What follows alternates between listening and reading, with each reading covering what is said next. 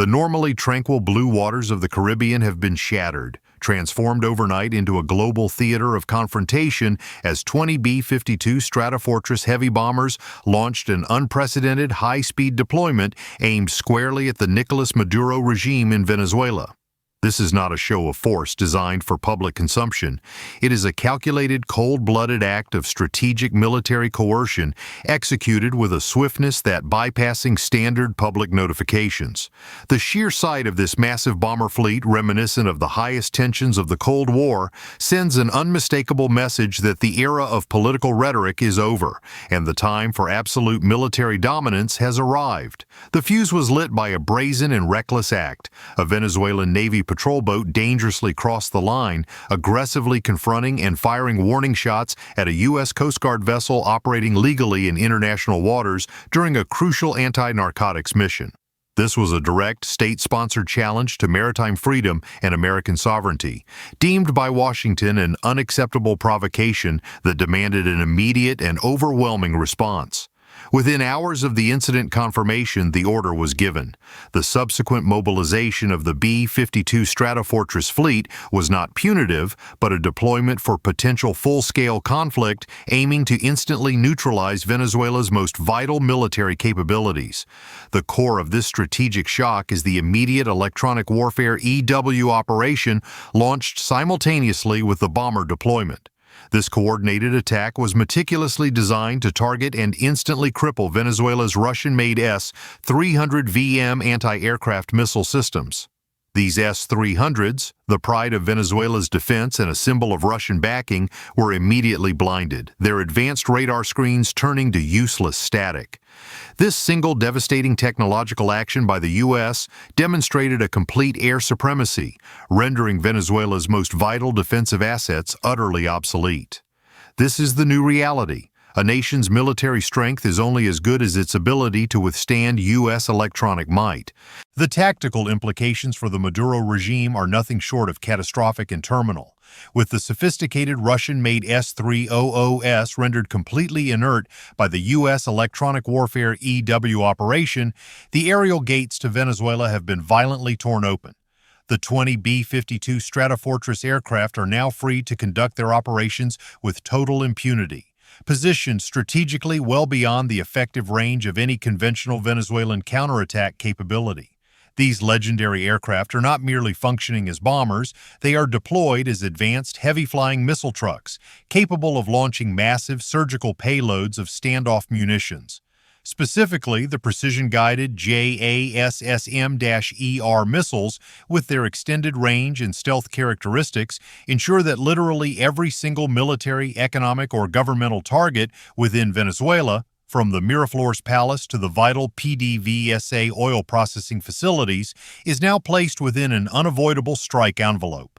This total lack of defense fundamentally eliminates Venezuela's entire anti-accession area denial strategy, a military doctrine they spent decades and billions of dollars on, solely to keep the U.S. at bay. The immediate result is the exposure of the regime to total and instantaneous collapse via decapitation strike.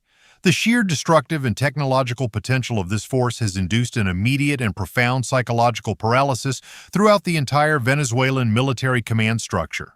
Commanders are frozen by the chilling certainty that any attempt to mobilize aircraft or retaliate would be an act of suicide against an unseen, technologically superior enemy. This state of operational shock is a deliberate strategic goal of the deployment, to win the war without ever needing to pull the trigger. The narrative of power so carefully constructed by Maduro has disintegrated. Predictably, the initial reaction from Caracas was a frantic blend of furious rhetoric and silent panic. Maduro's state media apparatus immediately launched a clumsy disinformation campaign, desperately attempting to assure a skeptical public that the S-300s were simply undergoing routine planned maintenance and were not, in fact, blinded by USEW. Yet the rhetoric was swiftly undermined by the deep disarray within the military ranks. Internal, high-level military reports have allegedly leaked, confirming the complete paralysis and operational breakdown caused by the devastating EW attack, fostering a climate ripe for internal revolt or coup attempts. The military's loyalty, often maintained by the perception of strength, is now severely tested by its demonstrated vulnerability. Internationally, this dramatic military deployment is Washington's firmest declaration in decades. The Monroe Doctrine is irrevocably back. It serves as an unambiguous, direct, and chilling warning to Russia and China, both deeply invested in sustaining the regime for strategic and economic advantage, that the U.S. will not tolerate any further military or strategic encroachment in the Western Hemisphere. The deployment forces both Beijing and Moscow to confront the harsh realization that their extensive economic aid, military hardware sales, and diplomatic support for Maduro have now become a significant, costly liability, one they are highly unlikely to risk a direct nuclear-capable confrontation with the U.S. over.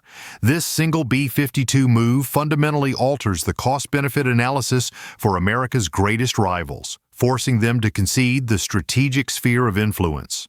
Ultimately, this unprecedented B-52 deployment is about far more than just a retaliatory strike for a naval provocation.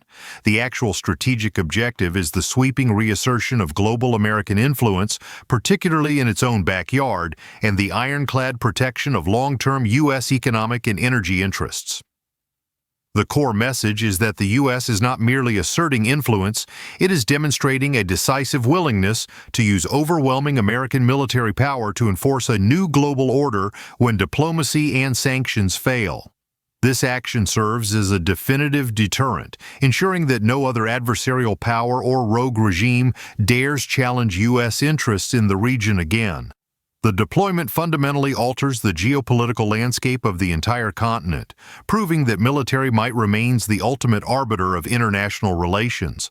However, this high-stakes standoff places the world on a perilous knife's edge. The immense unseen technological threat may indeed compel the Maduro regime to quickly fracture and collapse under the immense internal pressure, potentially leading to a peaceful, albeit forced, transition. This represents the ideal, best-case scenario for Washington. Yet the persistent high volume of surveillance flights, the constant barrage of EW jamming, and the hair-trigger readiness of both sides, operating in a zero-sum environment, create the perfect conditions for the worst-case scenario. A single desperate and ineffective retaliatory missile launch from a rogue Venezuelan battery, or the tragic loss of a civilian vessel mistakenly identified as a military target, could trigger an instantaneous, full-scale, devastating military response from the B-52s. The catastrophic and indiscriminate destructive power of these strategic bombers means that any such miscalculation could rapidly and violently escalate into a regional catastrophe, instantly drawing in other global powers and confirming that the thunder of 20 B-52 Stratofortress bombers in the Caribbean is the sound of global rules being violently rewritten, one target at a time. Tensions have never been higher, and the fate of an entire continent and the global energy market hangs precariously in the balance.